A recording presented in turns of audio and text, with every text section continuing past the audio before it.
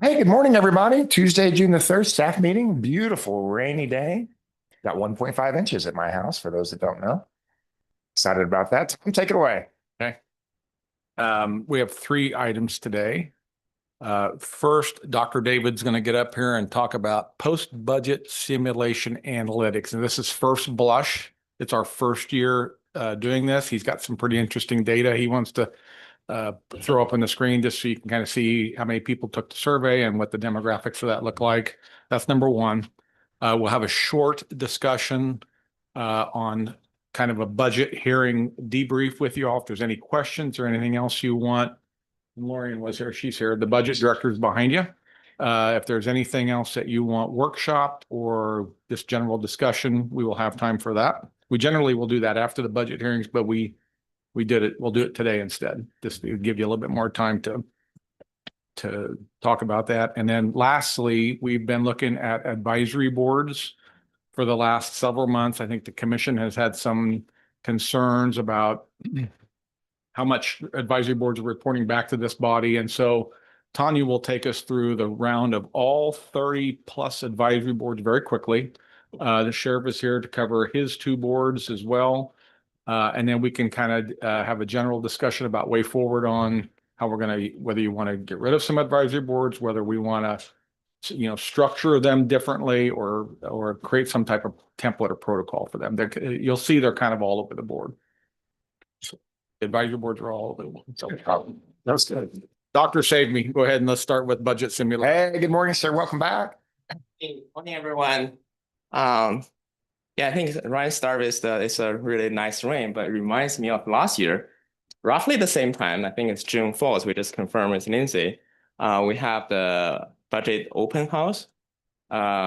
Similar situation, also pouring, but that's on my way home. This time is on my way here. There you go. So, so it's our budget simulation initially launches on May 7th. Original plan is to run until May 23rd. Decide to extend 1 week. So kind of leave a kind of weekend for me to do some analysis. So this is very preliminary. There's a lot of information contained in the results. I'm hoping to use the summer to dig further because we do have other analysis coming up as we move to the recommended budget and adopted budget. So I just want to start presentation, reiterate our purpose of the simulation. Remember the presentation I gave before we launched the simulation, we said it's primarily three. The very first one is the engagement tool to engage the citizens, the residents of the county, let them to know what's going on at the county and get involved in the budget process. Second is to help us understand residents' priority. And then those two kind of like is the external purpose.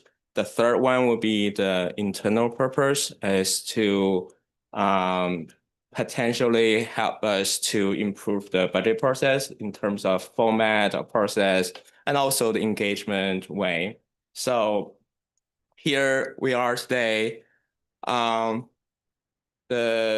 deactivate the simulation by the end of last Friday. So by that time, we do get total page view is 14,809. Total submission is 294. This one is kind of a little lower than my expectation. My expectation is 300 to 500. But given this is the first year, and given the budget simulation itself is quite complicated, I will talk more about that later on.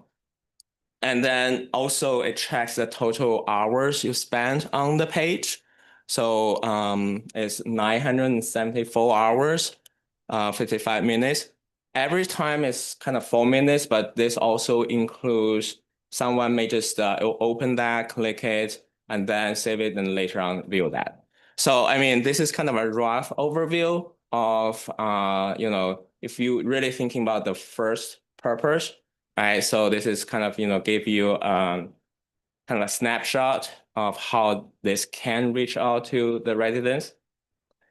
And then because when they do the submission, so this one is just the submission, we have among those 294 submitters, you can see roughly they are kind of scattered around geographically. There's no single area very concentrated, right? The different color represents different zip codes. So this is, again, it's a very rough view. If you really want to dive in deeper to see each zip code and then which area, how many submitters, we can do that later. So today is kind of like an overview. Remember, we do have, before they can get into the simulation, we have some entry questions. We also have some exit questions, which can capture their demographic information. So the entry question is kind of, the mandatory. So they have to fill in that. So this one, we ask them the property owner distribution. That's the mandatory question. So we ask them whether you are residents, whether you are the residential property owner or both, or the commercial property owner. So most of them is, no surprise, 71% is the residential property owner, not a owner, 22%. And then there's a 6% is both residential and commercial. Only commercial is only 4%, it's 1% of that. And then we also have an exit question about asking about whether you're an owner, you're a renter, you're living with parents, those type of question. So we do kind of similar. I mean, ownership is close to 70%.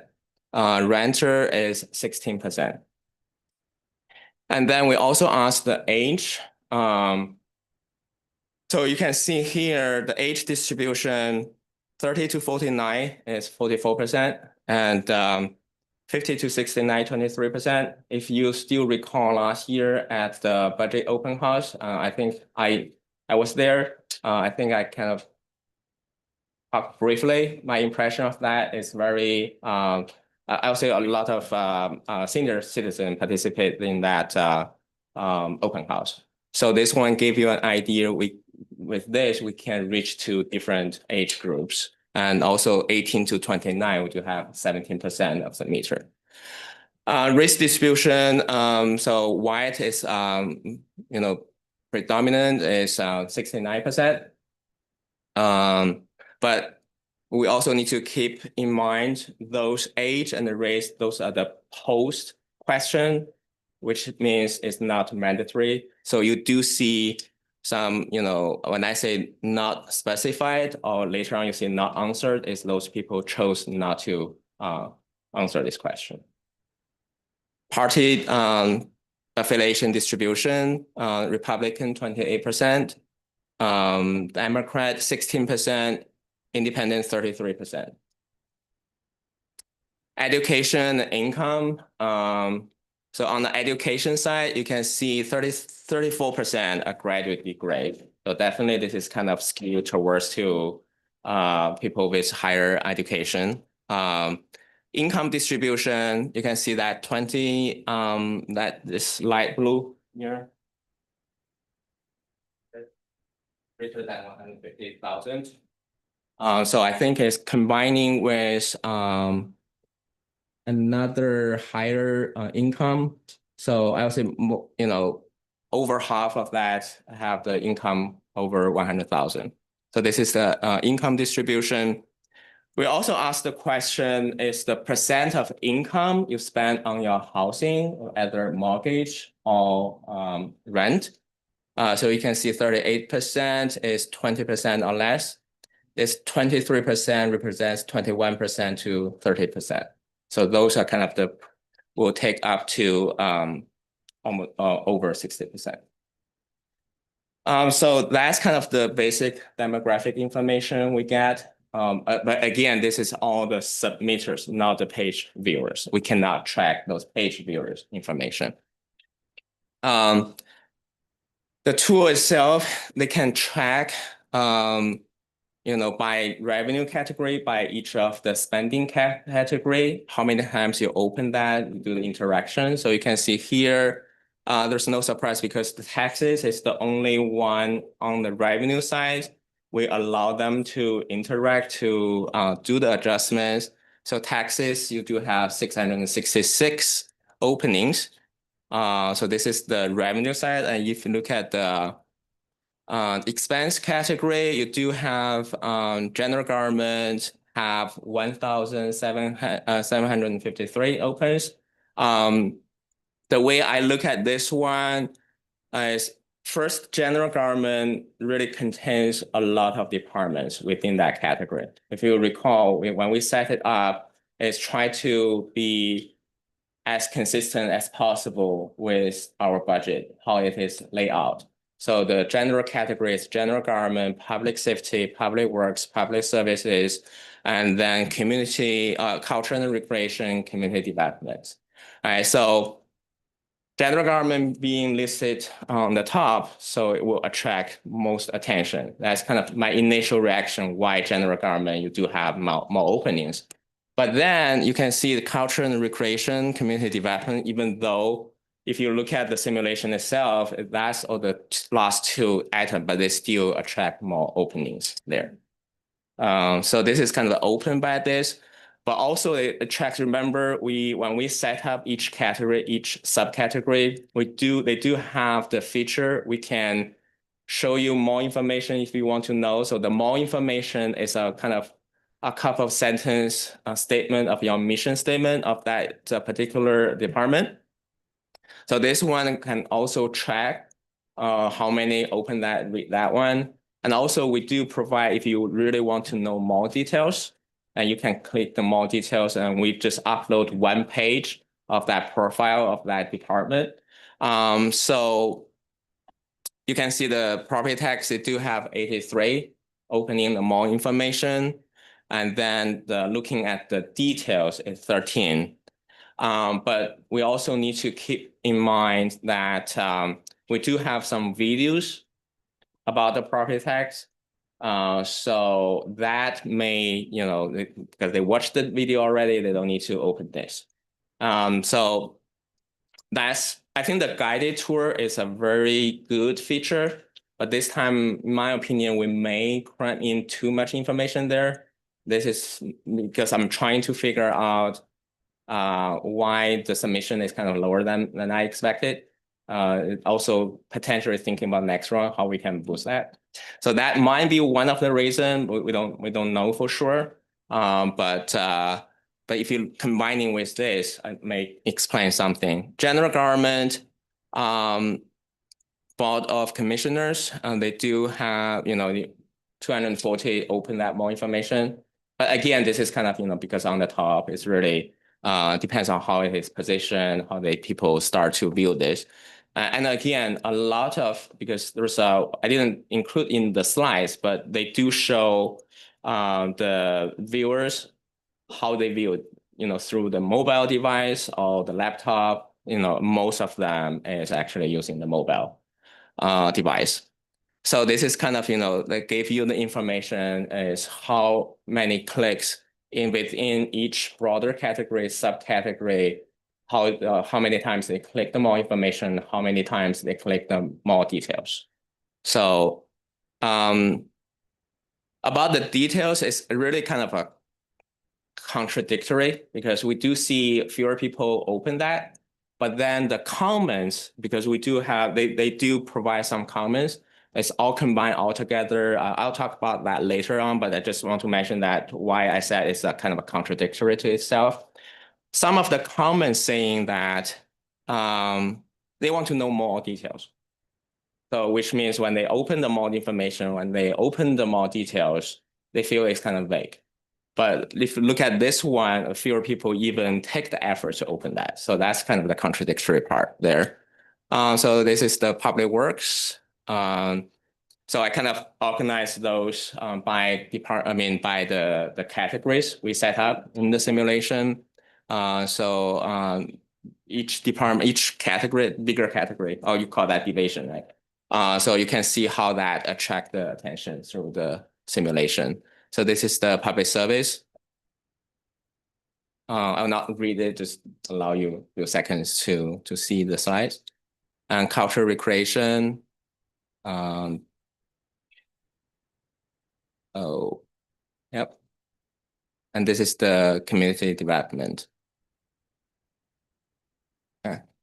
So this is kind of, show you, this is the neat thing that it can track. This is kind of like the submitter, how they, when they get into this, how interact with the simulator itself. Okay, then down to the kind of how they make the selection. This is this one is a little bit hard to interpret, to explain, but this is give you an idea that the orange one here, this is the average submission increase or decrease. And this is the average click, the number of times they click. And then it's actually the mode doesn't really make too much sense. It's A. And then it's the median submission increase and decrease. So give you a better picture here. You're thinking about, because tax, the only one they can do is property tax. So you can see 33% goes not to change the tax at all. Remember, we start the simulation with a 3.2 million deficit. And they have to submit a balanced budget. If it's not still in red, in deficit, they cannot submit. So given that situation, we still have 33% choose not to change. And then 41%, I mean, I kind of break it down to up to $500,000 all the way up to $1 million. Remember when we discussed that how we set up the taxes, we try to make a smaller increment. So each click, either it's increase or decrease, is 1/8 of the mil. Okay, the reason I said above $1 million, well, I mean, no, above $500,000, I use that one, is because the total tax increase we allow is 7 million. So by that $500,000 point, it's basically if you want to balance that, you can all just increase tax. But if you can go beyond that, so it's very interesting here. I just don't have enough time to really dive into that, but I do take some examples. We do have the situation like here. You choose not to increase tax, and then you just adjust the spending. You also have, you kind of increase partially the tax and then combine with the spending adjustment. You also have, even though you increase the revenue to the level that you can cover the deficit, but you still make some adjustment, on the spending side. Initially, I thought most of them would just do the enhancement. Yes, we do have some kind of enhancement choices, but we do see some, when you do the enhancement in one area, they also do some decrease in other area. So that's the part I'll try to dive deeper into, trying to figure out a better way to capture, I call that the strategy of balancing the budget. So again, I just want to emphasize that this is kind of the preliminary thing. A lot of work needs to be done. So on the right hand side, you can see the detailed breakdown of how many submitters they do this type of adjustment. So this is, again, it's similar with the tax comparison. Here is the budget comparison. But you can see here, I break down further to the broader categories. And then you can see, we'll start with the general government. So the orange is, you remember we do provide 3 scenarios: reduced, requested, and enhanced. So this will tell you the proportion of submitters chose to click reduced level for that subcategory. So this is general government. I kind of listed in a way, so you can see information technology, that's the almost 41% will choose the reduced, and 49% is requested, and then we do have 10% is enhancement. Doctor, can you explain the last line item there? So self-explanatory. I'll move on. Public safety, so that's another one.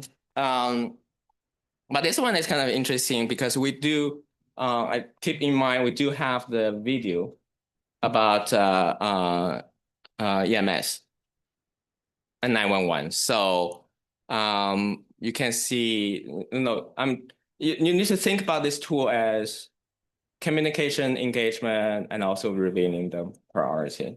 Even though I said the video may cram in too much information, deter people to submit, but on the other hand, it may really provide some good information there. So that's how I interpret that one. So I'll talk some of the caveats of the simulation, which thinking about how we can improve next time later on. So this is the public works. Again, I will not read those numbers. You can just browse through public services, and this is the culture and recreation. Okay. Community development is the last category.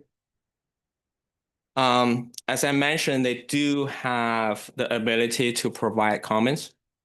So this is initially I have kind of, comments in terms of sentiment, but then I take a closer look, those sentiment categorization, categories not accurate. So I decided not to report that, but you can see this is the number of comments they left for each of the categories. Even though we kind of, the license permit, even though we kind of lock that, you cannot have that to change, but they still leave some comments there. So we can dive into that later on. So I try to summarize some key themes on those comments. So from the tax policy perspective, I do see some kind of modest property tax increase, but of course it is kind of the way we design the simulation. You can see because you'll have the deficit at the beginning, so in order to balance that, you have to. So, but I do see some comments saying that it's related to how to tax it. They tax more high income residents, and also mention some alternative to property tax, like sales tax. Like they said something related to the fees and license. They said need to increase that to keep up with the inflation at least.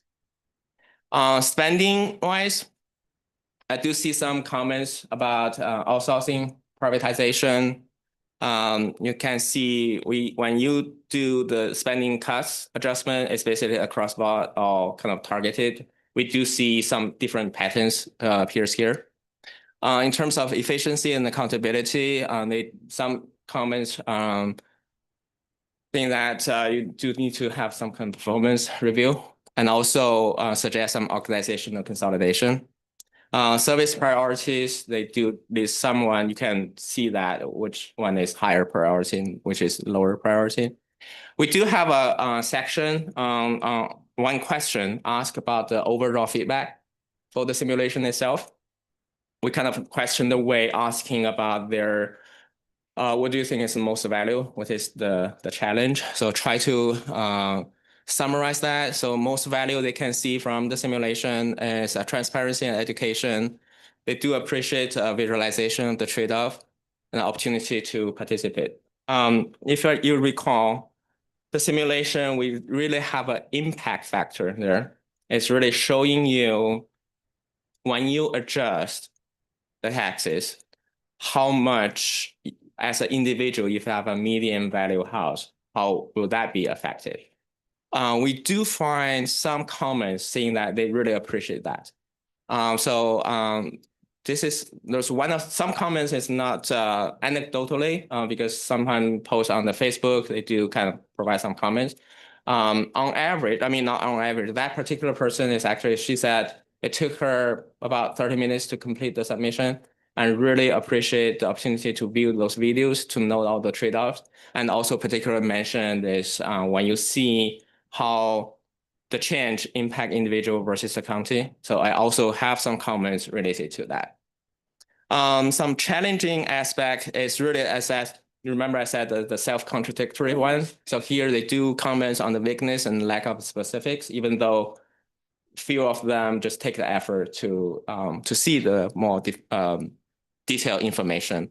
Difficulty of choice, limited control of simulation. Some people commented, why can't I change other items in the revenue side? So why you just limited 2.5% increase or decrease? That's kind of, some kind of caveat I said for this first round, which we can think later on. Some critical feedback is, some really prefer some deeper cut, but they cannot do that.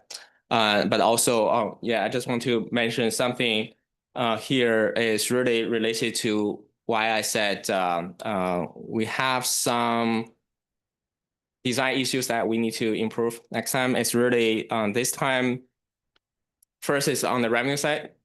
We only allow them to do the property tax, and also the property tax increase and decrease in the range of 1 mil. And then we need to really thinking about the relationship between the tax increase versus the deficit number there. Another thing is on the spending side, it's not balanced. In terms of 2.5% increase or decrease to different departments, the amount varies dramatically. So this is why there's certain department, because given their large amount of budget, so 2.5% increase or decrease is a larger amount of dollar. And keep in mind that because they need to balance this, if they don't want to do the tax, then the easy target on the spending side is those bigger items. So we can see so one of the suggestions thinking about, those are the preliminary ideas. Definitely we can, over the summer, over the budget season, even post that, or you can further think about this. It's really how to balance those spending items. There are some certain things we need to consolidate. There are certain big items we need to break up. So we should make the change relatively more or less the same, so that when you make the changes, it really kind of reflect the priority. So that's one thing. And also it's the timing of the simulation. This one is really, really against my expectation. I kind of expect people, maybe I'm wrong, thinking about over the weekend, they can have more leisure time, they can do this. But if I check all the view and submissions, this weekend is actually only a few, 1 or 2, 2 or 3. Most of them still doing during the weekdays. Because initially I talked to Nico the first weekend. I said, let's do a blast on Friday, hopefully. But then that weekend, it just happened to be a really, really good weather. So that was the first time I hate that good weather. But then later on, I said, no matter what, because there was a weekend, long weekend, it's really, the weather is not good, but still not many people taking the simulation. So that's kind of thinking of the timing of the simulation, also thinking about the way how to promote the simulation, how to reach more people. I kind of drive around my neighborhood. I put that business card into everyone's mailbox and send them an email, encourage them to do that, and also encourage their friends to do that. So those are the things I think we need to think, is the design, timing, how to promote. And also we, this one is I collaborate with Zach Moore, Dr. Zach Moore from KU. We talk about some potential ways we can do random sample, but that will increase the cost. So, but those are the ideas there but I think that for the first round, I'm really happy to see this result, and I hope you'll agree with me on that. Yeah. Oh, this will be my presentation step here for the question. David, thank you. I know there's a lot of work that went into this, so thanks for everybody that put in the time. And I know this is just year one, and as you detailed, you're going to suggest a lot of improvements to the process. I got a lot of really good feedback from people in my district and constituents that took this, they got on and played around with the simulator. So I appreciate the work that you put into this and excited about what will come. Are there any questions or comments? One question, is there a way that we can, by the data that was collected, I don't know if we got email addresses maybe, but You'll have email. Is there a survey that might go out that people can fill out and make suggestions to tweaks or improvements we can make for the future? We can definitely do that. Okay. Yes. Yeah, Not all the only the submitters. Only the submitters among 294, I would say probably 150 to 200 leave their email address. Okay. Yeah. Is it a, 294 submitters. Among them, I would say, I think it's around 150 to 200 leave the email address. Yes. Hey, David, So we can- could you send over the comments that were left? There were a lot of comments. Could we get all of those comments to review? Would that be it? Okay. Yeah. Thank you very much for all this. I did get a lot of feedback. A lot of people didn't want to go through all the questions. They just wanted to submit feedback. And I told them there'll be an opportunity for that later. One piece of data that stuck out to me is that 34% of the respondents had a graduate degree and less than 10% of Sedgwick County citizens has a graduate degree. Do you have any reason why that would be? I encourage my students to take it. So your students probably. I do did that. have some students take it, but keep in mind, my students is the MPA student, they all kind of, it's the working student. Do So you it's think not that- just the young folks. Do you think that may have skewed the data a little bit? It's only a little. I mean, because I only do that in one of my class. Yeah, my class have, I would say it's that class 19 student. 19 student. I think only 12 take that. So, I mean, it's not that much skew. Yes. That 34% is a pretty large number. Yeah. Yes. Thanks. But again, I think this is kind of reflect different walks of people react to the simulation, right? So I do talk to some of my neighbors, apparently they tend, I can tell their education level, right? Their comments is really concrete on that. So yeah, I think there's this one is tend to be more complicated. But remember when I first introduced this one, is actually there's another two. One is just the priority is a much simpler version. So I also talked with the POCO. They said this one is really kind of like kind of engage, educate, communicate, right? But if you really want to see more submission, that one will be the one. So It's good to know. another thing is I think that Jeff mentioned in the first round, kind of do worry some people get in and submit multiple times. I do take a look and try to find the similarity. I mean, it's not none. I would say probably 5 or 6 cases. But it's not those 5, 6 are the same. It's just maybe just submit twice. But I do see there's one comment. The reason he needs to submit twice is when he tried to do the comment, got stuck, need to log out and re-log in and start all over again. Yeah, like when I was at the city, you could definitely tell when there were departmental, a lot of people from one department spiking, and I didn't see that. No, I don't see this one. Yeah, when I take a look, because they do have the IP address, and you can also see the time they submit, and also you can see the choices they make. I think there's only 2 cases I see really kind of almost everything is the same except for one item. Yeah, so. Can I say one thing real quick? Thanks, yeah. I do want to point out, I mean, we know this isn't a scientific survey, and we know it's not something we necessarily want to rely really heavily on for you all making decisions. But I would say when you think about the roundtable that he just mentioned, those 2 that we had last year, we had maybe a cumulative, Tom pointed this out yesterday when we were previewing this data, we had maybe 30 citizens show up and hear those presentations and have an opportunity to give feedback. Here you at least have 14,000 plus people who have had a chance to learn a little more about Sedgwick County, and you've had 300 people provide feedback. So in terms of at least reach and feedback, well, again, the value may be more about the community engagement than how it actually informs the budget process. This was still leaps and bounds ahead of the public engagement that we've had the last few years. So I just think that's really important to keep in mind too.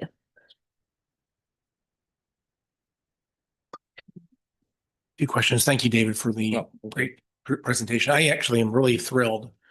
We've started doing it this way. I think this is going to get better over time. And the first one is always the hardest one, I think. So appreciate the data. First question is this paid for through PPMC? Is this part of our arrangement with Wichita State University? How this was paid for? It is paid for through WSU mill levy funds, but no, it's not through PPMC. Okay. This is a contract that we had approved by the president of the university with the Hugo Wall School. So it's part of our 1.5 mils. Yes, it was paid Oh. for with those revenues. That's great to know that. Okay, a couple of questions. So you mentioned there was almost 15,000 people did page views. The highest number I saw of any interaction was it was the line of taxes. Happened to have the Satan's number attached to it. 666. I remember that number for some reason.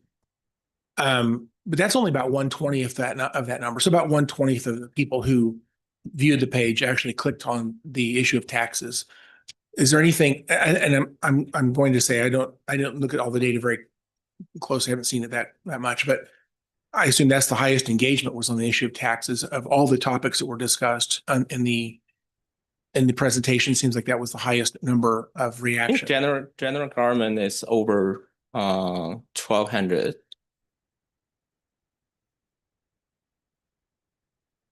Oh, 1,007.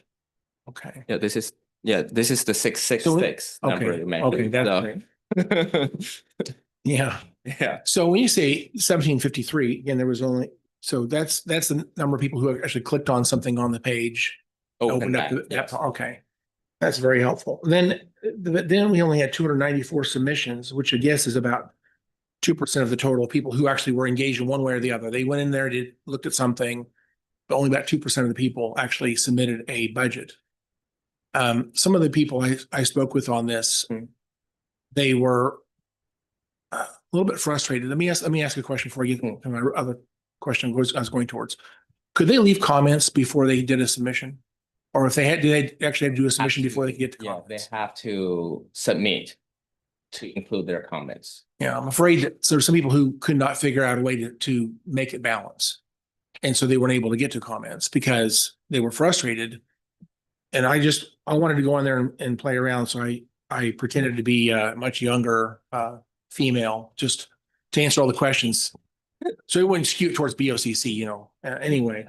Anyway, I noticed that I couldn't get it to balance. I went in there, hit minus 10% every single category from the very top to the very bottom. And it was only the last 3 or 4 categories when I got down to the very bottom, could I get it to where it would balance? So unless you click the add mill levy button, you're not going to get it to balance. So I think that the tool is great, but the only way, if you're trying to be one who says, I want to cut taxes, I want to cut spending, they didn't really have an option to really, I have no offense to the sheriff. I love you guys. I had to cut the sheriff 10% to balance his budget. I don't like that. So to me, it is a bit unfair to me as a user to say, I have to cut EMS and public works and sheriff and public, 911. I got to cut all these things 10% before I can even have the option to submit this and then possibly leave comments. And so I want to take the data with a grain of salt, understanding that for the people who actually got to a submission, they didn't have a lot of options but to raise taxes. And of course, the comments are also skewed because the people who couldn't actually, get it to balance we didn't get the comments from those folks because they couldn't actually make a submission. So I just want to be really careful not to misinterpret this. And I'm looking to have your comments on that. I have one other suggested improvement, but your thoughts on what I just said, did I say anything wrong about? No, I think this is why when I talk about the caveat of this round of the design, it's really kind of, remember I talked about the 3 things. It's really the tax we allow to adjust.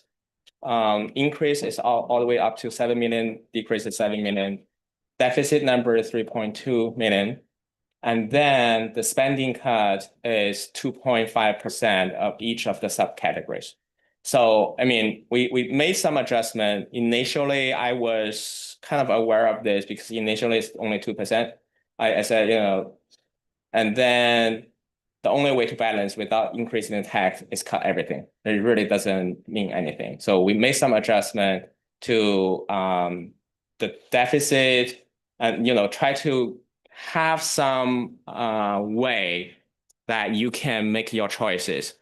So this is why I said next round, we need to carefully thinking about the balance of those numbers. And also for some spending, for some, we need to consolidate, for some, we need to break up.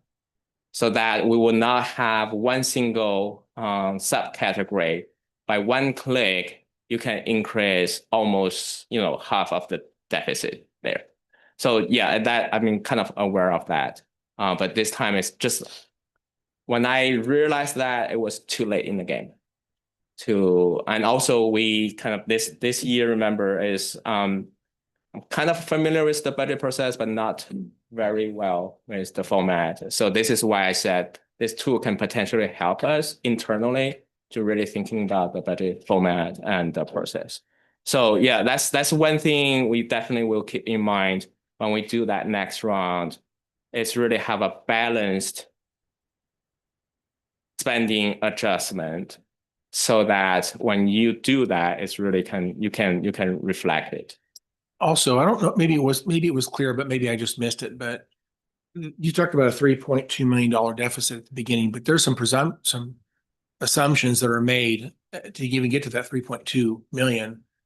There's a mill levy target that's been determined, and there actually is an increase in property tax revenue being collected and retained by the county to even get to that 3.2. Is that data provided to the user in some way that says, the mill levy is going to be adjusted up or down by this much, and we will collect this much more in property taxes because the assessed value went up this much? The way this is set up as you start the page, that it's set up to have a mill levy, whatever that is set to, and how much additional tax dollars are being collected as a presumption to the $3.2 million deficit. Is that data provided to the user somewhere?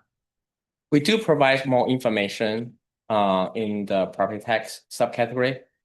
And also, I think we also include a video talking about the assessment, all those process.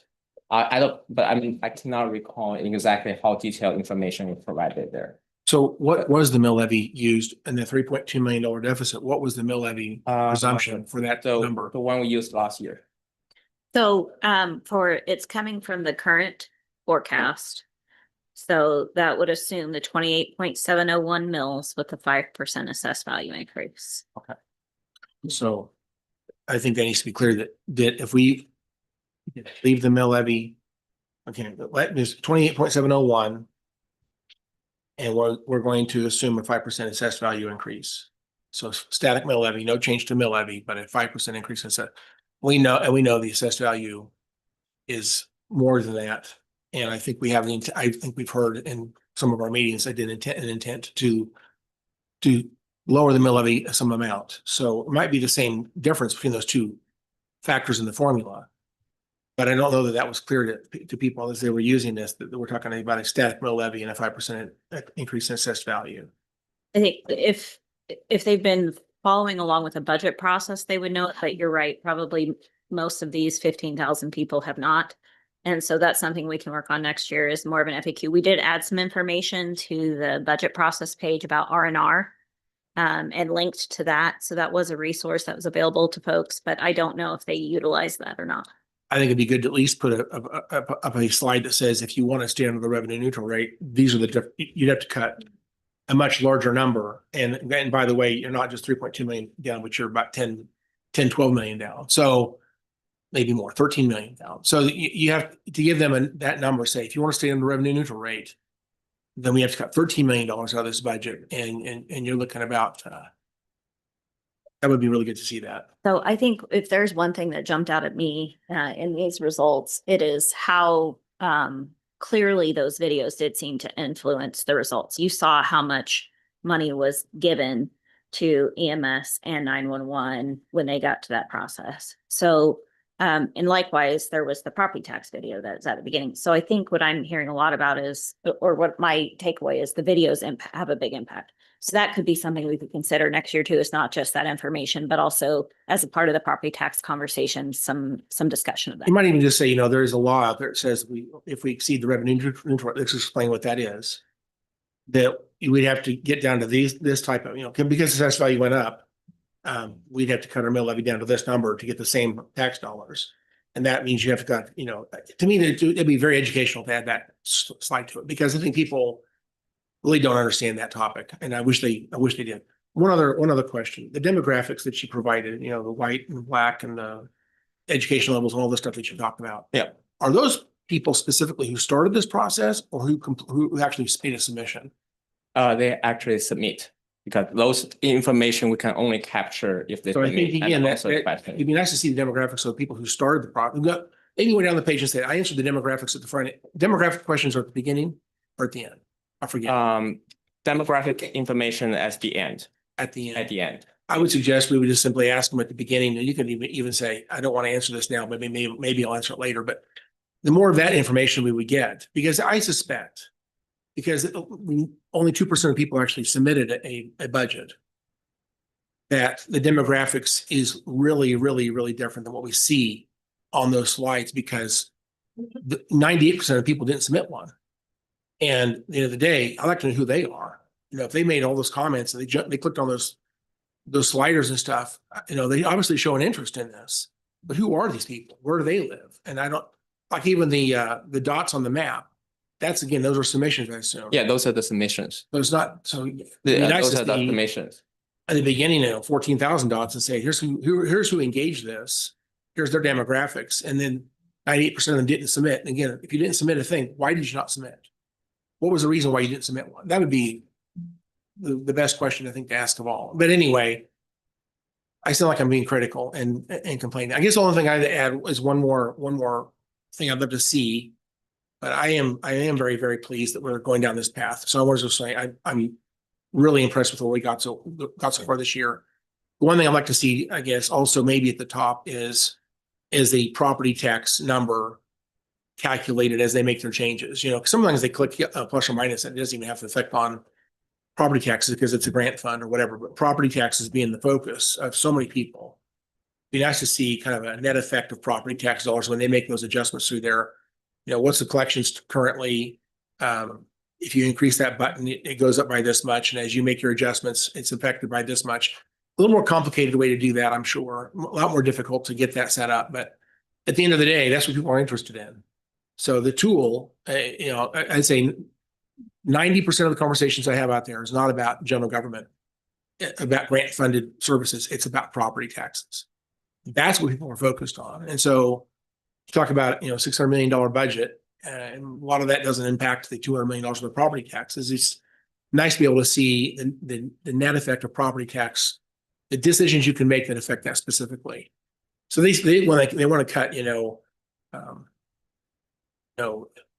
something is grant funded, for example, may not show any effect at all. And they go mess with the sheriff's office or with the election office or something, that you can see that direct impact, if you will. Oh, and just to clarify, it is property tax only supported budget that's shown here. Okay. It's not all the other grant stuff, because we did want to make that clear that was how it was going. Right. This is what you all have in your direct control. That's great to hear. I'm sorry I said so much time on Yeah. that, but And also, I just want to quickly point out, if you're looking at one thing is about their tax adjustment. We do have, I cannot find that slide, but 7%. They still, given the deficit, they still choose to decrease, and then they make the decision. This is why I said, those I call it the balancing budget strategies. I still need to figure out a good way to capture those things. Because to me, yesterday I was kind of, agonizing on that, trying to think about all the different scenarios, try to find a good number way to show that. But there's some technical difficulty there. Is I need to try to figure out how to do that, because it's not only the mix of the tax increase with the spending cuts, but also where and how, and also how to make that more meaningful to see. Maybe there's a caveat here, but the way I'm trying to approach that hopefully can help me to think about the better design for the next round. Yeah, because the way I'm thinking is also in the literature, we are talking about this kind of cutback management, or also it's the budget trade-off. I don't want to get too much in details, but it's because everything is kind of connected. We cannot assume it's kind of independent of each of the items. Making this adjustment doesn't affect the others. So that one makes this harder to capture. Even the literature in this area, I'm hoping for this one, I can make a jump in that one as well. It's good. I'm sorry, I just another, I guess, comment questions. Lindsay, to your point, is it clear on this tool that this is only to property tax Yes. tool? Okay. It is, and then there was the, on that very front page of a simulator where you could see the actual impact on your own property tax when you made the change. Yeah, right. That was helpful. We had the links to their My Local Taxes, so they could go out and pull up their own home address and see precisely what that was. So there was a lot of link to other content too that we have out on the site, budget process and stuff to help walk them through it. And we did make it clear that it was only the 2.5% cut or increase. Because those were the only things that we got information from departments on. And so when you hovered over those pop-ups, that was what the information told you is what that amount of reduction would do to their service. So we tried to provide through that supplemental information as much detail as we could without being overwhelming.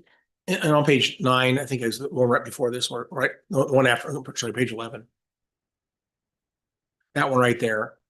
So I'm curious, with 1753 clicks on that category, does that appear earlier in the presentation as they go through? Is that like one of the earlier categories they can click on?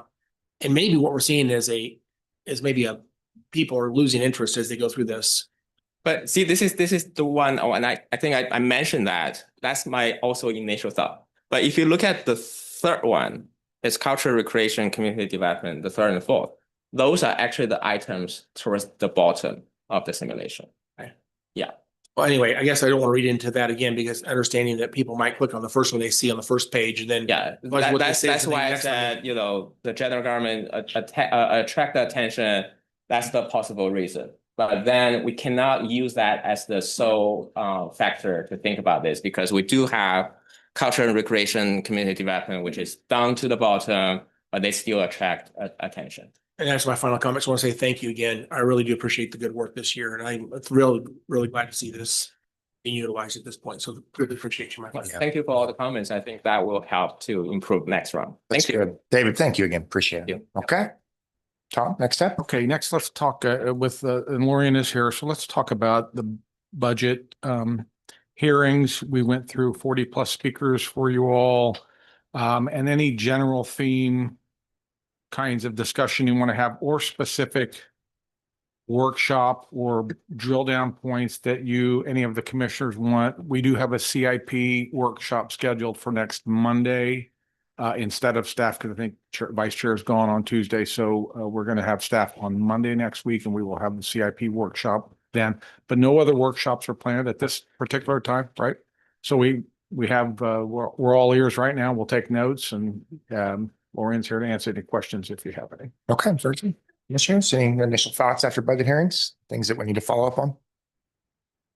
Maybe not right now, but do we have an opportunity to submit recommendations for workshops between now and the? Yes. And let me also add, we'll be meeting with each of you individually between now and June 17. I think 3 of you are actually on June 17th and a couple of you are early due to some scheduling challenges. But we will talk with you then. But any workshop, yes, would have to be scheduled fairly quickly. And I don't know that we'll get all 5 commissioners there because of schedule, but we'll do the best we can. Well, and let's be clear on that. June 17th is the drop dead day for the county manager's decisions for the recommended budget. So if we want to have a workshop that could potentially influence the recommended, it would be best to have it within these next 2 weeks. But obviously we can have workshops aplenty. After that, it just becomes a challenge once we have that last update conversation, as you will know. Okay. Go ahead. I don't know if this is the priorities I'm still struggling with, but I would like a better understanding of the 911 presentation. I mean, an additional 20 people year one was a little bit. It may be justified. I'd just like to understand that roadmap of where that came from, or not where it came from, but just understanding it. I don't know if it needs a workshop necessarily, maybe just me. We can, we'll drill down on that. It may just take Laura 15 minutes, but we'll get it. Yeah. Something set up. I didn't know if it's definitely 20 or more. 20, is it 20 or none, or is it a roadmap of some next And it's Future. definitely by far the biggest lift in the budget. No That doubt. was, yeah. It's the biggest lift in the budget. And I think EMS was another. Yeah, big one. big lift too. Yep. Okay, thank you. I'll do some follow-up there as well. So there was a lot of ask, and I think it was a very encouraging discussion during the budget hearings with 911. There were a lot of ask. I think we need to know priority for Alora kind of hit on it, but if there's ways we can spread that out over 2 budget cycles instead of 1, what that would really look like for us. Speaking for myself, I want to be able to support 911 and what they need, but if there's some things that we could spread out over 2 budget cycles, I just want to know details. The other one, there we had a really good conversation on EMS. They have a lot of ask, a lot of decision packages. I would like to know, one of the big things on my end in my district is we get to status 0 and we have some offline trucks rather frequently in my district. I want to know what it does to fix that. What is the need to fix that? I'm the one who's been talking a lot about the integrated medical or integrated EMS models. And I just, in my view, I'm not sure they're ready for that yet until we can solve some of the status 0, some of the offline trucks, and particularly in my district. I don't know about everybody else's district, but in my district. So I would want to know what helps solve that of their decision packages, or if it even wasn't a decision package, what solves that problem? They're scaling up in call volume. How do we meet that need? I'm interested in my district, and I'm sure every commissioner is probably interested in their district as well. The other thing too is we talked a lot about integrated models over the last 2 years here. Tom, I mentioned something to you and him, likely not a staff meeting, but I would like to know if we could pilot something at the MAC of an integrated model. We're already doing some unique things. I know Rusty's not here today, but we're talking about ICT1 and maybe changing that model. I think that you've heard from the commission that we feel like the homeless situation in the community is growing exponentially, and we want to stay limited in our role and specific in our role to what ComCare does, mental health, substance use. I think we need to better understand what that looks like. I mean, we've been talking about that very vaguely, that we know what we want to do. We know ComCare is going to have a role here. I think it's time to get a little bit more specific of what it is that we're going to do. And what that role looks like, so that we can be a little bit more definitive that we want to be narrow in our scope. The last thing on my end, and I don't think all these should be workshops, these are things that I'd like some follow up on, is we had discussions about sales tax. We've had discussions about, we had a HAL plan and a Meister plan is what they were kind of called around here. We were going to follow back up on that in October. I would like to know if it's still on schedule for in October, if there's a discussion that we could have before then. This role of property tax, role of sales tax. We also know that in my district, the city of Mays is entertaining a 1% sales tax option. City of Wichita is having staff meetings on 1% sales tax options, or maybe less than that even. I just think that we need to bring this conversation up. What's the role of property taxes? What's the role of sales taxes, and what options are there? The sooner the better, in my view. I think we need to have that discussion. So What's interesting is Wichita and Mays are looking, these are additional revenue. for revenue, yeah, Mays will have a little bit of an offset, and we do have a council member that's in the room and at the table actually. But there will be we're talking an offset of property taxes with it, but bulk of it's going to be incremental. So we need to have this discussion about the role of property taxes and sales taxes, and if we could speed up the conversation that we kind of put off to October, if we can have that conversation a little sooner, I would certainly entertain that. I want everybody to feel comfortable with the conversation, but I would like to have that conversation a little bit sooner than October if it's possible. The conversation at the time had been to wait to get through a full budget process for our new commissioner. So I'm going to defer to the will of the board. We're prepared to talk about whenever you would like. So Tom, best route is probably just when you're having your one-on-ones or have that discussion to see if the commissioners are comfortable with having that conversation. I don't want And to. unless I'm misreading this, I think the discussion on sales tax doesn't necessarily need to be in sync with the budget adoption. That's a totally separate topic that maybe is not tied to a 2026. Yeah, It doesn't have to be, but the way it was envisioned, it was going to set a cap on how much funding could be. It was tied to a budget process and an allocation process. That doesn't mean it has to be in fact for this current year. 26, yeah. Because there's no jeopardy that we would exceed. Let me that. there was 2 tracks we went down. Internal there. and external. Yeah, there was the internal discussion, true, that we would move sales tax designated, this was Commissioner Howe's plan, to designate to certain items. Mhm. I'm reading you that you're out of Both. I want to have both. Okay. Yeah, the internal conversation that was scheduled to happen in October, Right. I want to have that conversation sooner, if possible, if ever, my colleagues are comfortable with it. But I also think that we need to join in the public conversation on sales tax and what that looks like to offset property taxes and incrementally what that looks like. I want to make sure we're still not in the driver's seat, but I want to make sure that we are in the conversation of how we take off property tax burden for the community. I need to clarify again, the resolution that we pushed off to October was a restriction on property tax funds being spent on non-core functions of government. Yeah. It was not a restriction on sales taxes at all. Right. Sales taxes can fund anything. It was a restriction on property taxes. There was two other discussions about, again, that would be, so that what I'm talking about right now is basically with existing revenue sources, making some policy on where those dollars can go within our budget. That was the internal. That's the internal. The one I keep talking to EP about and Zoo about is a new sales tax dedicated that would still offset property taxes, but it's dedicated and voter approved with the intent of taking that out of our discretion so that there's a source of revenue that is earmarked in zero sum game dollars to fund those things specifically on sales tax to again, if the sales tax revenue goes up, they get a little bit more money, they can fight over those dollars between those groups. And then that settles it. We're not going to sit there and debate how much money from our budget goes into that because it's divided by the people who spend money in the community. So this is a different sales tax. That's another whole idea. And the intent would be take those off our budget essentially for property tax support. So it's still a property tax reduction, but it's a sales tax dedicated for those purposes and it's voter approved. Right. That's a different idea. So again, I think both ideas are great.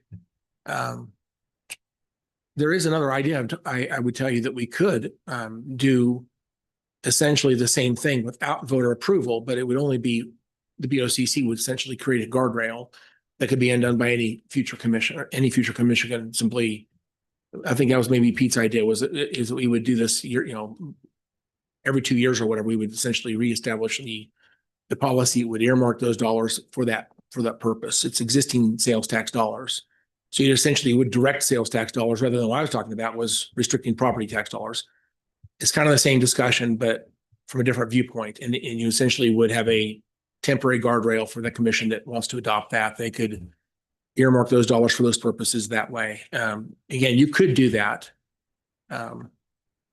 Probably not my preference, but I think the other two ideas of restricting property tax dollars or asking the voters to approve a dedicated sales tax for the recreation parts of our county government. Those are both interesting to me. I'd like to have that discussion on both of those continue to mature. So those two veins on the sales tax, I guess you can visit about what the best way to do that is. And when it's a CIP? Next Monday Monday. morning. Got it. Okay. Yeah, Commissioner. Thank you, Chairman. Most of my questions are gonna be around the EMS budget. And as the chairman suggested about, maybe we look at some coverage for the MAC. I also want to look at coverage for Clearwater. I know it may not be county tax, but Clearwater is probably the highest assessed area of my district. And, they're lacking coverage and kind of want to look at that to ensure we're taking care of it. Other thoughts? Just because you don't have thoughts today, if they come up. Yep. Everyone's accessible, so. Good, Lauren. Okay, Lauren, you good? Took notes? Good. Okay. Okay, now we'll give you some discretion here, Chairman. We have advisory boards to talk about. I think that's 30 or 45 minutes. So we got 11:05. I'd say we go. Sheriff came over. I want to make sure we honor. At least want to make sure the sheriff gets covered no matter Yeah. what. So there's 37 advisory boards, and this is in your book. 5 of them are cabs. I don't think we'll spend much time on them today. Those of you own those as commissioners. We have 4 that are Wichita, Sedgwick County that we're probably not going to spend a ton of time on. And then I want the sheriff to talk about his item number. What's on page 63 is Sheriff Civil Service Board. When we come to that, we'll let sheriff talk. So Tanya, you want to take us through very quickly? How many total boards again, did you say? 30? 37 total. 5 of those 37 are cabs. That leaves 32. And of those remaining 32, 4 of those are Wichita/Sedgwick County boards, like airport advisory boards. Those are actually the last 4 on the list. Yeah. Mhm. So I think as Tanya,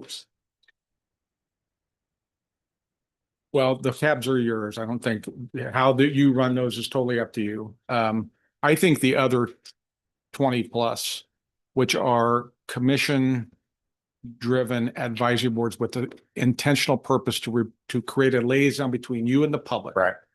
I think we have to look at maybe I would recommend some standardization of those. And I think as Tanya goes through this, you can hear basically what they do, and she's going to be quick, but is it valuable to have? Do you see it as valuable? If it is valuable, how do we make it work efficiently and get you what you need as far as report? Right. Yeah.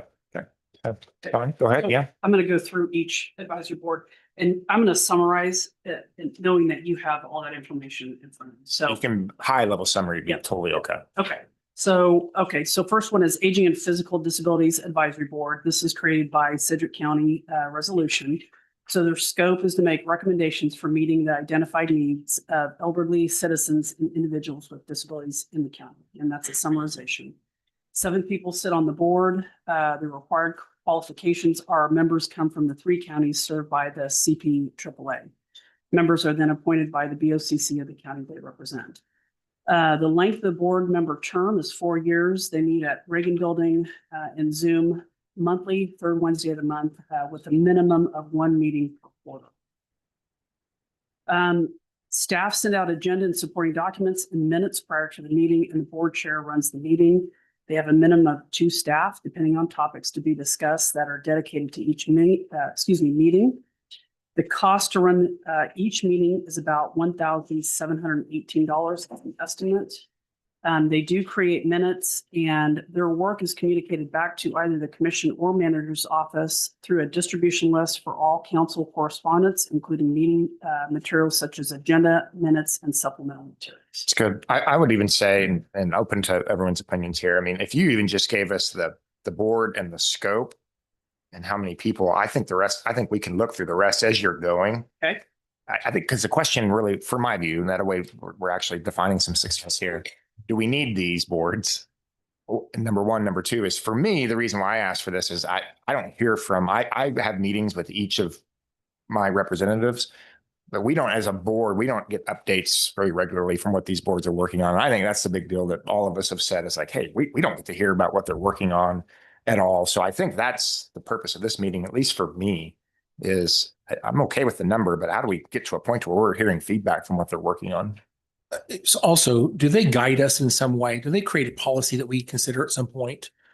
I mean, I hate to say this, but when you read the name of this board, I can't remember saying this recommendation came from the Aging and Physical Disabilities Advisory Board, and we have something to consider. Is it a budget situation? Is it some code situation? What's the net change to Sedgwick County citizens because this board exists? I mean, just to meet and talk about stuff is not valuable. I want to know, what do they drive? What decision is made ultimately? Or what service is created ultimately because this board exists? If there's not a service or not a change for people who live here, then what are we doing? So my comment would be, I think it varies by the board. The Aging Advisory Board has made recommendations for decision package to be submitted over the last 10 or 15 years, I know, as we've gone through the budget process. That's one of the things that they do. The other thing that they do is they serve as a touch point to the rest of the community to make sure that community members, their networks, understand the services that are available through the Aging and Disabilities Department. And I think that's probably pretty consistent with the Human Services boards, is their connecting point to the community. And they do make some recommendations through the budget process. But again, they're a stakeholder like all of the other folks that are stakeholders in that process. Maybe at the end of this, and maybe it's in here already, but could we just get like a summary that shows cost per meeting and number of meetings for, was that already? It's on, okay, I'm sorry, I didn't see it. Okay. So just to be clear, I'm going to name the board, the scope, and the number of people, not the number of bonds. Is that correct? That's great. That'd be good. Yeah. Okay, so the next one then is the Animal Care Advisory Board. Their scope and mission is to make recommendations regarding policies and procedures for operation of the Sedgwick County Animal Control Department, and 10 people sit on the board.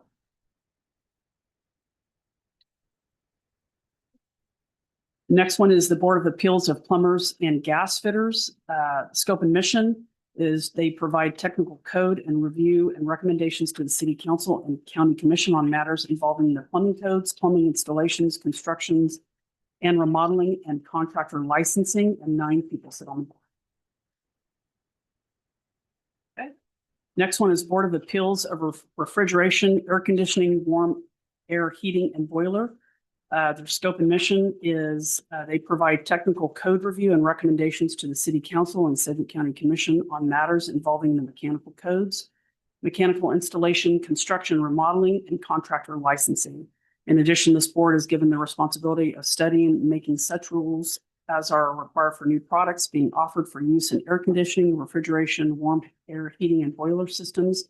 7 people sit on this board that are 3 county, 3 city, and 1 joint county city. Next one is Board of Building Code Standards and Appeals. Scope and mission is to provide technical code review and recommendations to the City Council and County Commission on matters involving building code, building construction, remodeling, contractor licensing, dangerous building condemnation and demolition, and neighborhood code enforcement matters, and 9 people sit on this board. Next one is the Board of Electrical Appeals. Their scope and mission is to provide technical code review and recommendations to City Council and County Commission on matters involving the electrical and elevator codes, electrical installation, construction, remodeling, and contractor licensing. The board also shall consider applications for the use of materials or methods of installation not specifically covered in the electrical code, and 7. Next one is the criminal Can I justice. interrupt my comment? Thank you, Tom. These last 5 that you just mentioned, I think, unless we need to adjust them, I think they're pretty required. They got a lot of expert members. I know we occasionally when they come up, we have good discussion about an appointee to replace people, but they're all specific and licensed and things like that. So my general comment is these last 4 or 5 on appeals world are important. I was just going to ask, seems like they do mostly code review and code recommendations. I'm not sure they ever, if there's an appeals going on, I'm not aware of there being any actual appeals. And I mean, an appeal means that someone wants to have a variance from code. Then they can recommend, they want to do something that's not per code, or I guess, or maybe there's a license that's in jeopardy and someone needs to be about to lose their license. But if these appeals are happening, I'm not really aware of that. Yeah, I'm not either, but do we need to be aware, you think? I guess I wonder by what authority do they operate under? I mean, how, I'm just curious. I got a number of questions, but I don't have time for it today, but. Okay. Did you want me to speak to that, Commissioner Howe? Yeah, I do. Oh, sure. The authority comes from the Board of County Commissioners and the City Council, and the joint ordinances and resolutions for each of those boards. The things that those advisory boards do, in addition to what you noted, Commissioner Howe, on the code review, is that if somebody has a disagreement with the staff interpretation of for example, electrical code, and then their means of being heard is to take up an appeal of that staff determination or interpretation to the Board of Electrical Appeals. If they disagree with that, their means of recourse is to file an appeal to district court. So those wouldn't come to the Board of County Commissioners the way it's currently structured, but that's how it's set up, that the authority does stem from the county commissioners and the city council jointly. So are they autonomous in making decisions on appeals? They're supposed to do it under the code and under the parameters set by the governing bodies, the city and the county. So by design, we're never going to see those at our level. That's correct. Right now, you do not see those appeals. You appoint folks who hear those and act in a capacity under the codes that you set up. Do we have any data as to know that these appeals are happening and how many per board and how, I think we could look into that. I think staff could look into that if that's something that. Because it seems to me this is mostly about code reviews. I think that's a big part of what they do, Commissioner. They do that. You mentioned license hearings. We haven't had it come up a lot with electrical board, more with building contractors, a few times with plumbing, where you have a contractor who may be doing something that's contrary to our code and justifies consideration of a license revocation or suspension. Those hearings happen probably roughly a couple times per year amongst those 4 boards you're talking about, but not super often either.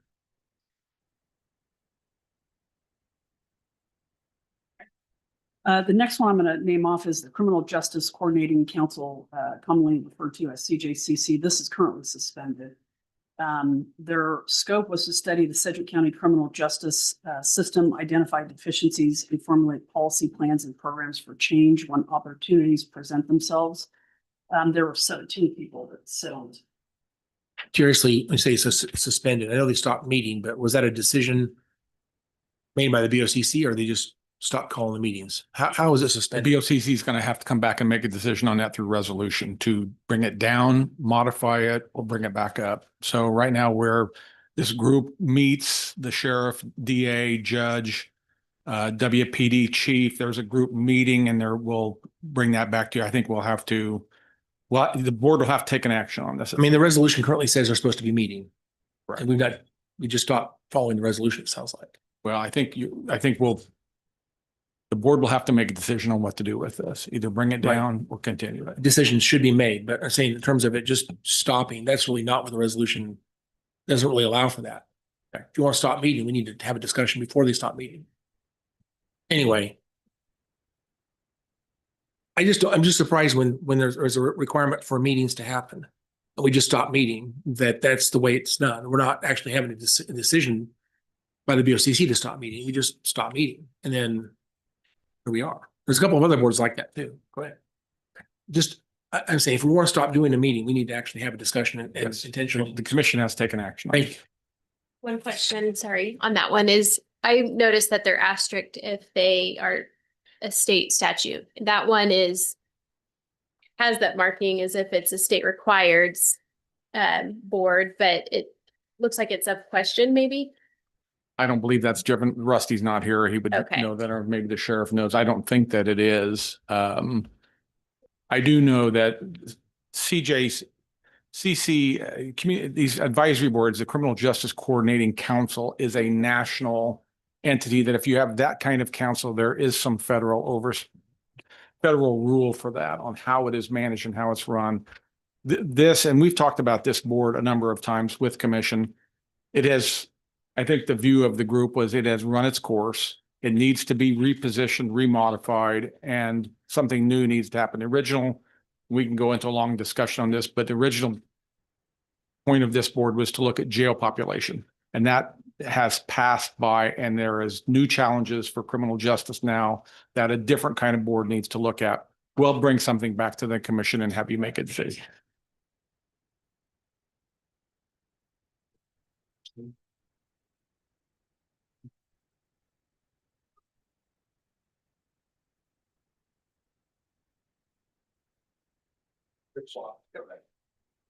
Okay. Next one we're going to cover is Community Corrections Advisory Board. Their scope is to participate in the formulation of the comprehensive plan for development, implementation, and operation of the Sedgwick County Communities Correction Services, represents various community and criminal justice constituencies, and makes formal recommendation to the BOCC at least annually concerning the comprehensive plan and its implementation operation during the ensuing year. There are 13 members that sit on this board, 5 county, 2 city, 1 Derby, and 5 by resolution. And that's by state statute, correct? Okay. Okay, these next 5, as the manager alluded, these are CAB boards, so I think we can skip over those. So then the next one is the Emergency Communications Advisory Board. Scope and mission is shall help determine operational policies and procedures. The board may review recommendations of new technology utilized by the Sedgwick County Emergency Department, which directly supports the 911 infrastructure, and advise on emergency communication matters as they affect the Emergency Communications Department. 12 sit on this board, 8 by resolution, 1 county, 1 city, 1 suburban fire, and 1 suburban law enforcement officer.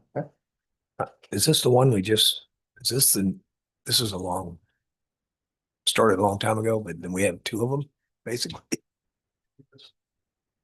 This is not the one that just No. started. It says like 1977, maybe. The one that just started, I think, has community. So they are different. This is the professional order for all the directors, sheriff, police chief, Julie Stimson. Got it. Got it. This isn't the appointed advisory board. Okay. This is important.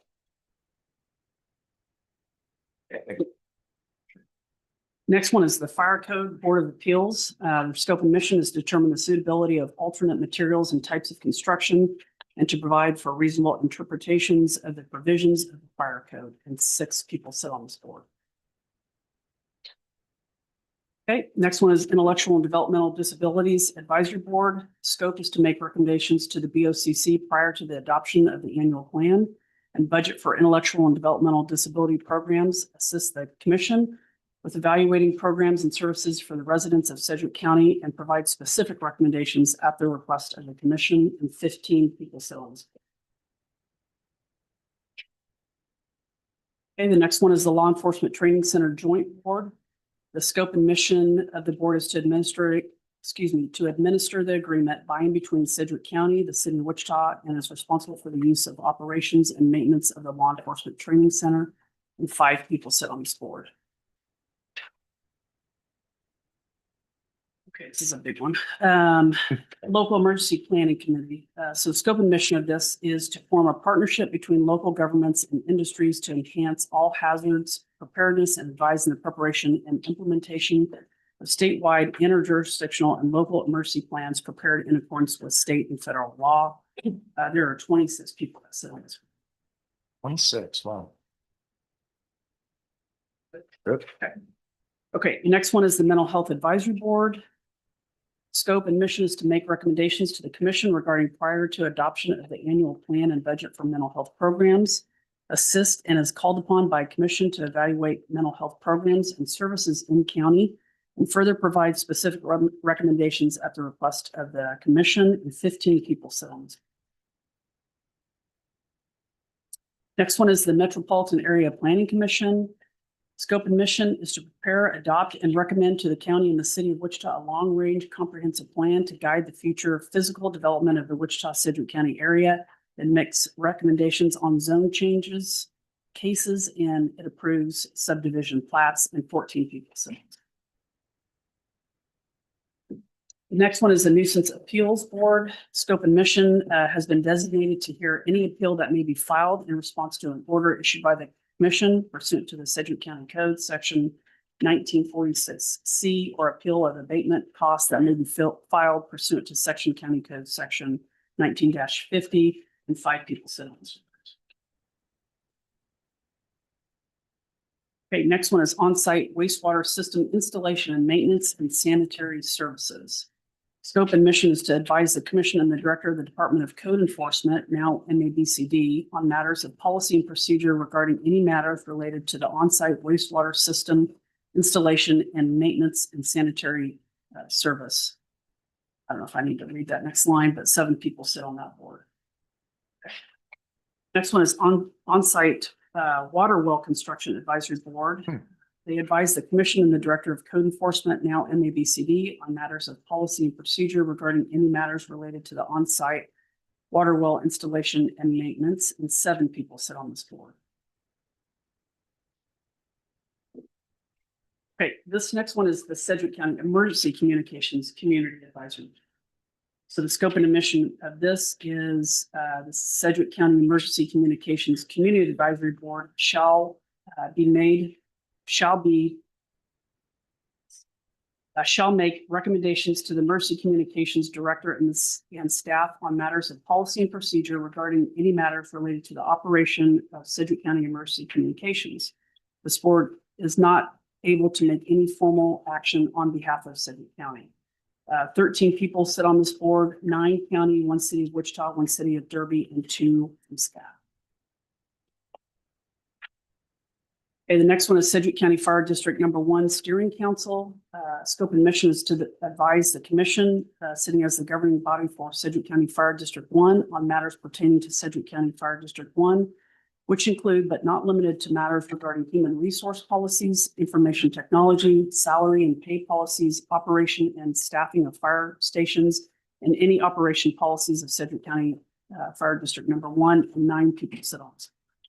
I have a question on that. So this one was not respectful of the new commissioners. This one was developed back in 22. We had some crisis solving reasons to do this. So it hasn't really popped up. Is this one still one that fire and everybody thinks is necessary?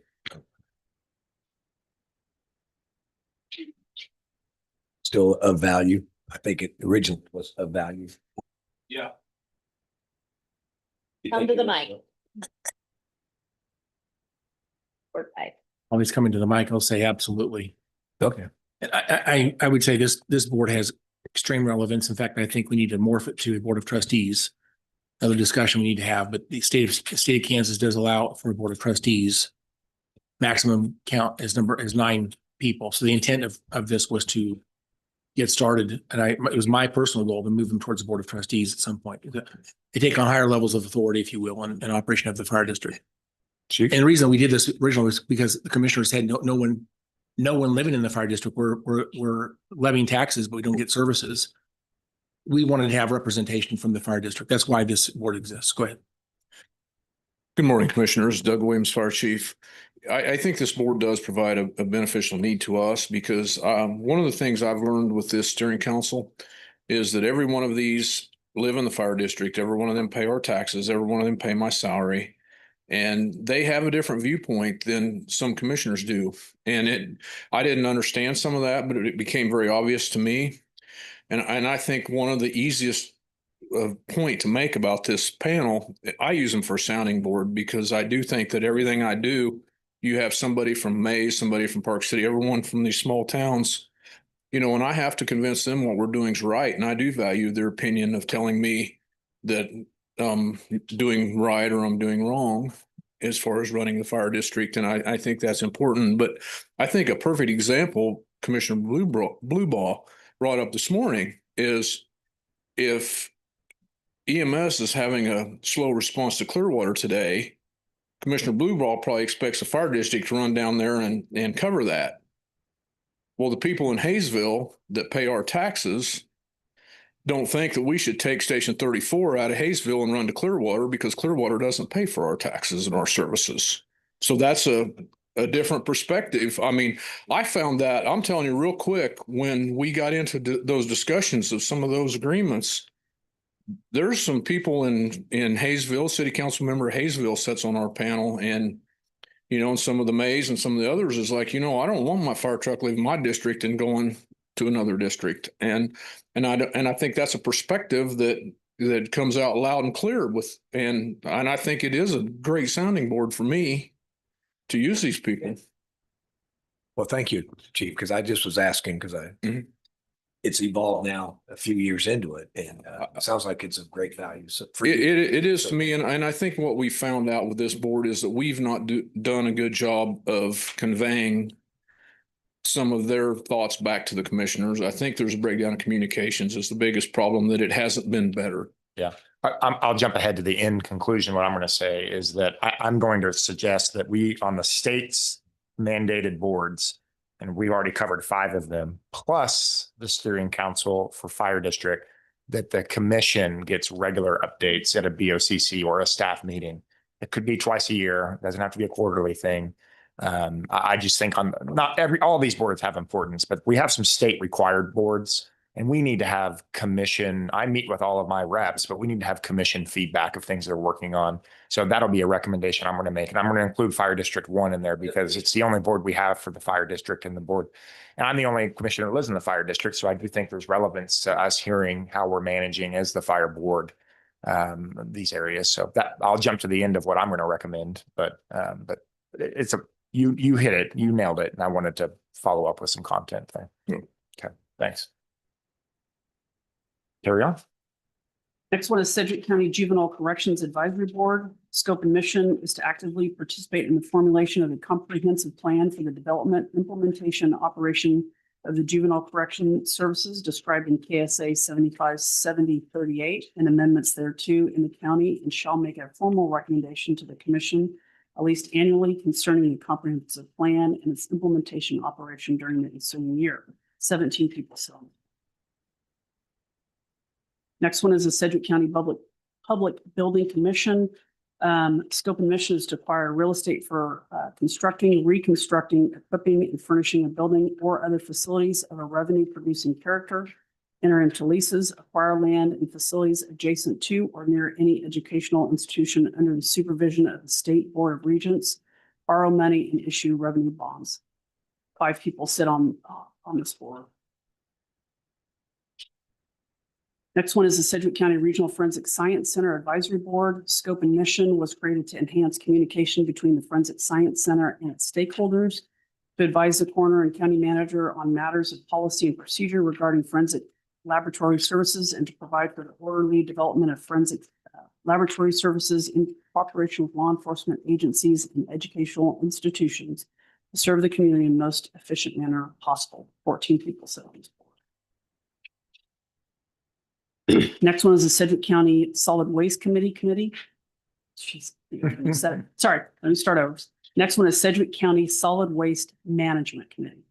Scope and mission is to be responsible representing preparation of the solid waste management plan of Sedgwick County, review the plan at least annually, provide a report containing the results from annual plan reviews, including recommendations representing revisions to the plan, and to perform such advisory functions as requested by the board. This is a 16-member board with a non-voting chair. Next one is the Sheriff's Civil Service Board. Scope and mission is to set up regulations for personnel records and standards of performance, set up a procedure for appointments, promotions, applications, leave of absence, reinstatements, layoffs, vacations, rates of pay, retirement, and other conditions of employment. Supervise and enforce the act, make written reports of the board's activities and findings to the Board of County Commission, conduct hearings and hear complaints by or against personnel and compel attendance. 5 members sit on this board and 1 outsider. The next one is the Stormwater Appeals Board. Scope and mission was created to hear appeals from any decision or determination made by the Director of the Sedgwick County Environmental Resources Department in the enforcement or administration of the Sedgwick County Stormwater Management Code. 5 people sit on this board. 1 second. Yeah. Sheriff, would you like to provide some comment? That particular board, Sheriff, Civil Service Board. yes, Sheriff Civil Service Board, you appoint the members of that, and there's 5. One thing that mainly for the 2 newer commissioners, it can't be a supermajority. Why it's written in that way, I have no idea. So there has to be a split of 3 that are Republican, 2 that are Democrat. Why it's that way, I have no idea. But it's required by state statute because we are a location of over 50,000 people. And so any location that has that in the state of Kansas has to be on civil service. Interesting. One of the big keys to that particular board, it's a checks and balance upon me and the sheriff's office. So when I issue discipline, that's the grievance procedure that our employees have is through the civil service board. So those appointments are very critical to both me and the employees. I don't think I submitted it, but I don't think you have the other one that's required by state statute that we have, which is our Citizens Community Advisory Board. That's consistent of 10 people that we select. And they give guidance to us on policies, critical policies that we're looking at changing, jail issues. And then I also cover with them what our discipline procedures are. That's the questions I get the most. So it's our internal affairs section, myself, and one of the other colonels. There's no other county staff involved in that.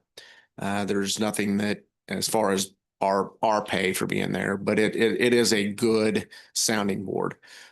like I said, the key issue there is they're always asking about discipline, use of force, those type of things. And so what we do, we produce a report. They meet every quarter. We produce a report that doesn't have names, and it says what the action was, whether it was sustained, not sustained, or was unfounded. And then I have a couple board members that if there's anything to do with excessive force or some other things that tweak their interests, they want details on that. Of course, it doesn't involve the deputies' names. We don't release any of that. But that has been a very good tool for us, especially with the racial profiling committee, because they have 2 members on there, that we have a very good credibility in the community on how we handle discipline here at the Sedgwick County Sheriff's Office. So those are the 2 boards that we have. Sheriff, just a quick question. You had heard me mention that I wanted to get more feedback from these boards. I mean, this is advisory. We're doing appointments every meeting. So this is a big part of what we do. I had mentioned that those that are by state statute are the ones that I wanted to zero in on, plus the fire district steering council. But these 2 boards you just mentioned, obviously the civil service board, and then this board seems like it's like a cab for you. It kind of feels like, I mean, It is. It's also is there- required by state statute. but is there a necessary, Tom, you might be able to help me on this. Is that one that we would need to be from the commission, need to be updated on, since this is really on the operations of you're the elected sheriff? I mean, I can give you updates, but to be honest with you, the civil service board meetings, unless we have a grievance, they're 10 to 15 minutes long. 'Cause we're just approving our lists of who we want to hire. I just don't think those are ones that we would probably need an update on from the commission. I just want to make sure that I'm being clear. I know it's state statute required, but I don't think those are, I think they're operational for you in particular. They are. So, okay. All right, Sheriff. All right. Thank you. Thank you. Okay, I hit on Stormwater Appeals Board, so I'm gonna skip that one. Okay, next one is Stormwater Advisory Board. This is a City of Wichita Board. Scope and mission is conduct meetings to discuss matters pertaining to stormwater management policies and procedures within the City of Wichita. 10 people sit on this board. That's a city board that we appoint to? We have by city ordinance, we have a seat at that table. And that board in particular governs the stormwater regulations. So that's why we have that seat there, because we follow the same stormwater Public Works has a regulations. seat there. Yeah. Okay. Makes sense.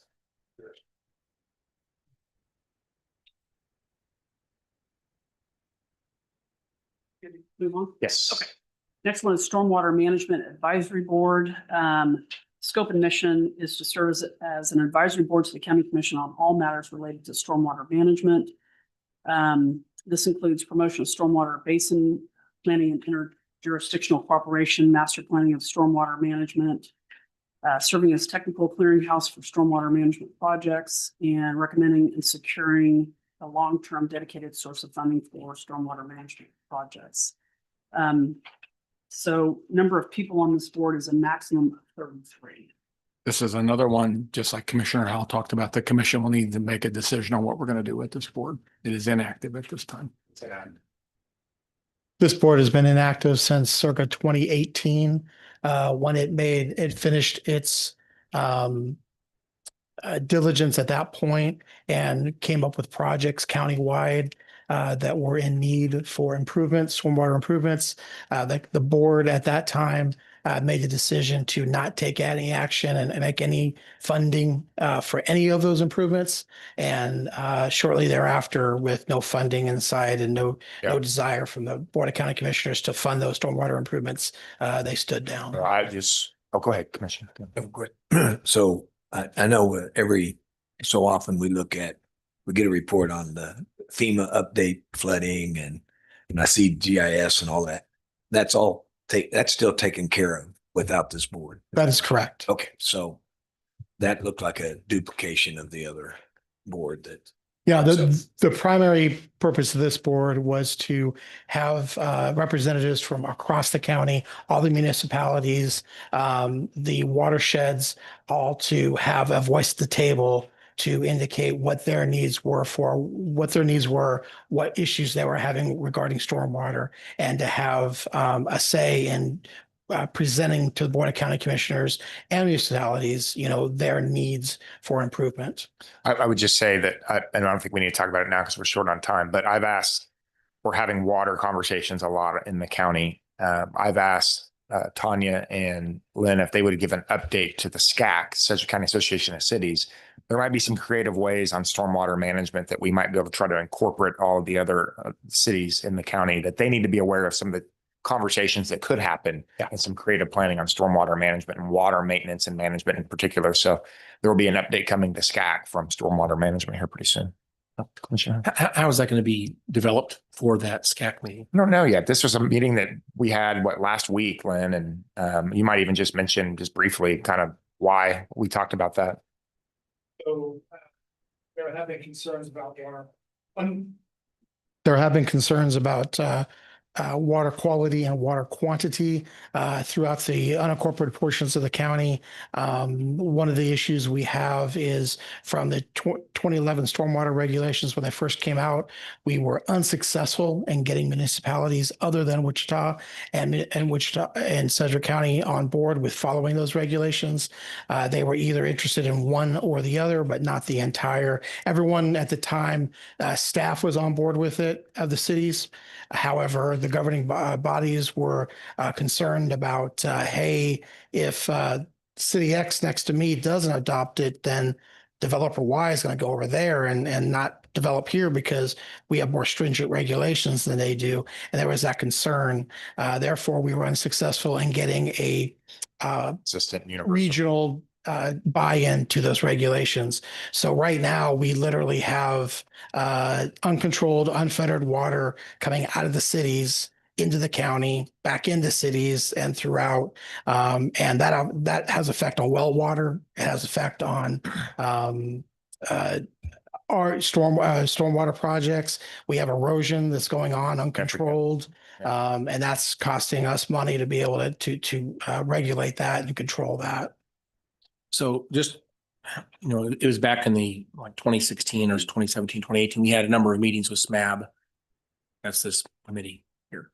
And we actually did quite a bit of work on trying to develop, if you will, proposals to the BOCC, but there's just not an appetite to create a revenue stream. Now, I just point out that Johnson County has done this for 40 years, I guess. They have a dedicated revenue stream. This is not to be confused with stream maintenance. This is a different topic. This is about infrastructure to manage water, stormwater throughout the entire county. And a lot of this deals with, outside of cities, we have infrastructure that impacts cities. And so there was an effort to develop, if you will, revenue stream and then work with cities to identify priority projects and partially fund some of those with this revenue stream.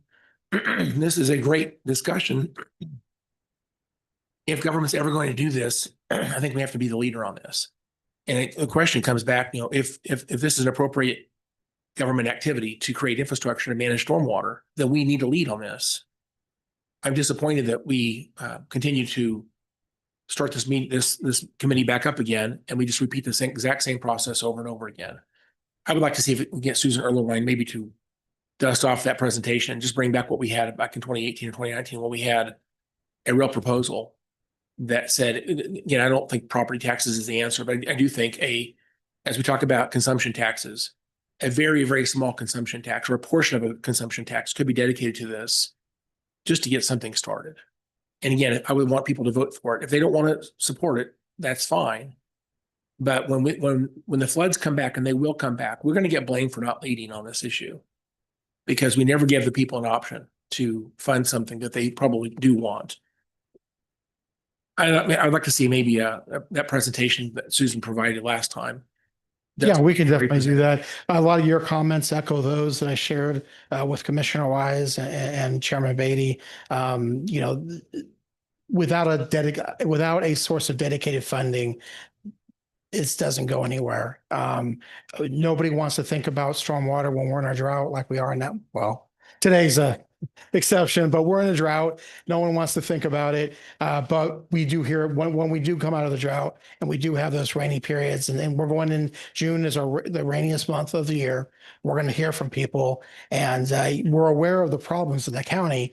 There has just never been funding or an appetite to fund those type of projects. We had 3 floods in 2016 that really got this committee active, and then we didn't do a thing. So again, comes and goes, but I really feel like we need to be more intentional on what we provide options to our citizens we serve. And I agree. it's our job to put it together, ask them if they want to do it or not. If they don't want to do it, when the floods come, at least we could say, we gave you the option. You know, Yes. I know we're not even giving them the option.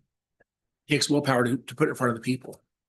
I would love to see this come back to the BOCC for another presentation. Thank you. Hey, Tony, push through. We got You're a 4 more. champion. Okay, Wichita Airport Authority, scope of mission is to provide advice and recommendations to city council and city manager on matters of policy and strategic long-term development issues affecting municipally owned and operated airports. 13 people sit on this board, 5 of which are nominated by the commission. Next one is the Wichita Sedgwick County Access Advisory Board. Scope and mission is to advise the county manager and the county ADA coordinator on the development of a new self-evaluation and transition plan, assist in the review of county policies to ensure requirements of ADA are met, make recommendations to the county manager on access of persons with disabilities to program and facilities in the county, and help determine immediate access priorities. 29 voting members sit on this board. County has 7 appointments. Next one is the Wichita Sedgwick County Joint Board of Zoning Appeals.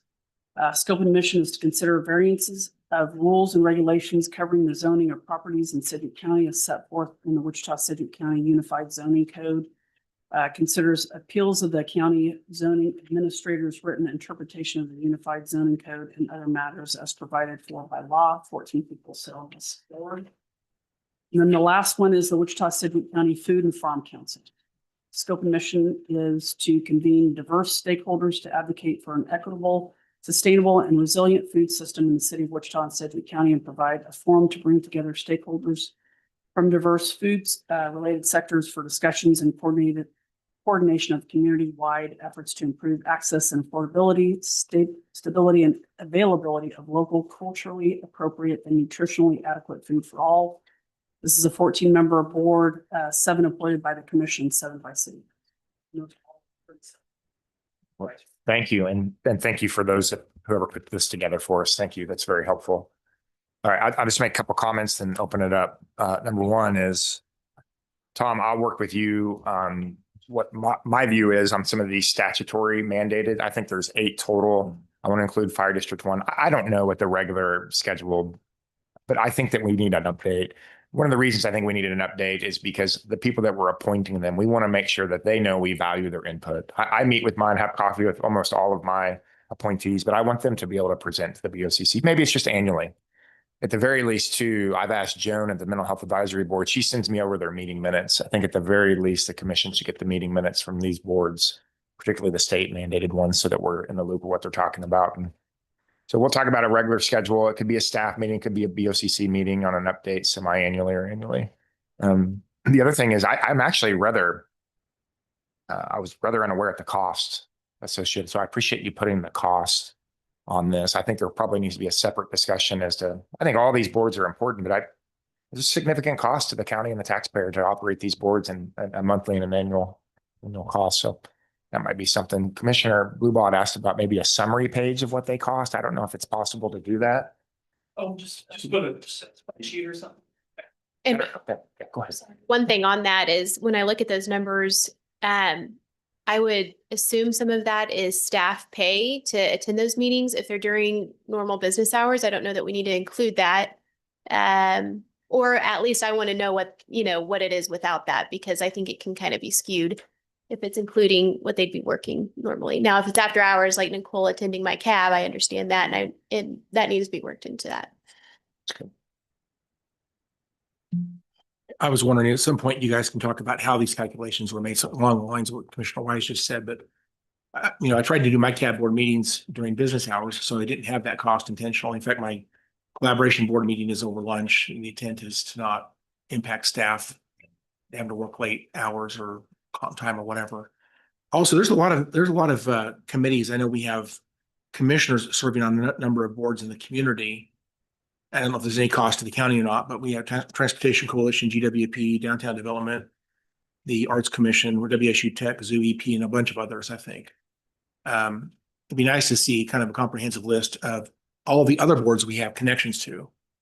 Just at least a list of those, and if there's any cost associated with any of those. Get a comprehensive look at not just these boards, because this 37 boards are these are boards created by resolution, I guess. But we do have appointments that are on resolutions, correct? Well, when you guys are on boards, you got not part of this, I think. Completely separate, yeah.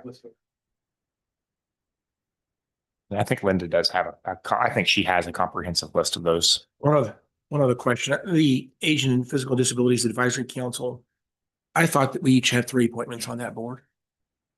I think that As this information was being gathered, some of it got mixed up. So I'm going to try and send you a table that's got 2 separate, a table for the CPAAA and a table for aging and disability. So on this board, this is 21 people, correct? Or there are 2 15-member boards is what it boils down to. And I'll get you that information separately. Okay, a lot of work done today. I appreciate everyone. Maybe thank you for coming again. Appreciate all the work that's gone into this. Anything else? Real quick, Commissioner. Yeah, please, before we convene, I'm getting a lot of texts on the conditions in the field on flooding. I think that I'm going to ask the chief to talk to this just a little bit while he's making his way to the podium. Sheriff just texted Valley Center has serious flooding matters right now. Broadway is flooded north all the way. So it seems like the north part of the county is getting them most of this, and there's more to come this afternoon. Julie's saying that 911 is inundated right now. We have a lot of water main breaks within the city that are causing additional flooding in addition to rain. That's it. So Lynn, I think you guys are going to get busy too with barricade. Okay. And Julie will probably bring up the EOC on this. Okay. So. Chief. Hello, Doug Williams again.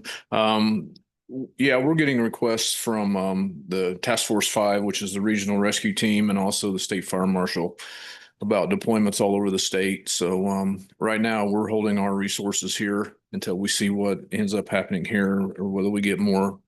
But right now the Task Force 5, which includes Hutch and Wichita and Winfield and Great Bend, is, they're gearing up. And one of the things we like to use the Task Force 5 model is if Hutch or Derby sends something, then we stay back, or vice versa, so that we don't deplete the whole area.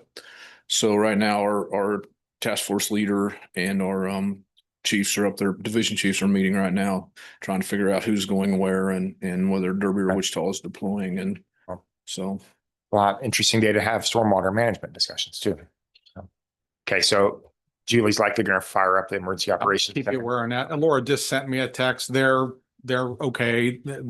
It's busy, but they're not inundated. So okay. It's I just looking at the weather too. There's one more swath coming through between 2 and 3 o'clock, it looks like, and then we should be done. But it's going to be a busy day. Okay, Glenn. I'll just add that right now, I received a text about 5 minutes ago. Our North Yard, which covers districts 1 and 4, is right now the one that's standing up the most. And we just have 3 spots in the unincorporated county that looks like we're going to be doing at least partial, if not full, road closures. And then, but I'll keep commissioners updated as that continues. Yeah, would you shoot us a message and let us know? Okay. Okay, Chief, we'll let you get to work. Sounds like they're waiting on you.